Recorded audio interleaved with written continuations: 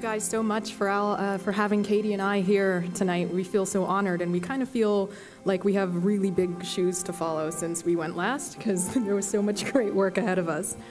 I would be remiss if I didn't tell you that this young lady standing next to me, not one stitch of footage that you saw in this piece, not one bit of research, not 1 ounce of what you saw that really allowed you to captivate the spirit of Pope Francis would have been possible if it wasn't for her hard work. So, as you can see, I can't do anything without her. When we were asked to tell a story about Pope Francis, we were pretty much kind of floored, because we weren't really sure how to go about telling the story of such a prolific person who had only been around for such a short amount of time, at least to the grand world. And so we wanted to somehow find people who knew who he was, not only as Pope Francis, but as a man. And who knew we were going to find a woman who he was very close with, who got annual birthday calls, and who I think still gets annual birthday calls, and I believe he even baptized her children, which is pretty cool. And who would have thought that his best friend was a rabbi? How cool is that?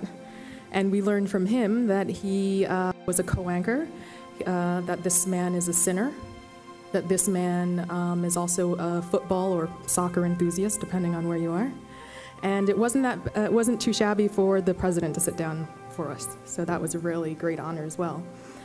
You know, I think Robert Mickens, whom you just saw on the piece, said it best, that if you aren't watching this Pope, no matter who you are, conservative or moderate, if you're not looking, then you're not listening, and I really agree with him. I think it doesn't matter what religion you are, this Pope is leaving a very, very, very important footprint, and I sure hope we are privileged to continue to tell his story and get the honor to see more of what he does, because God only knows.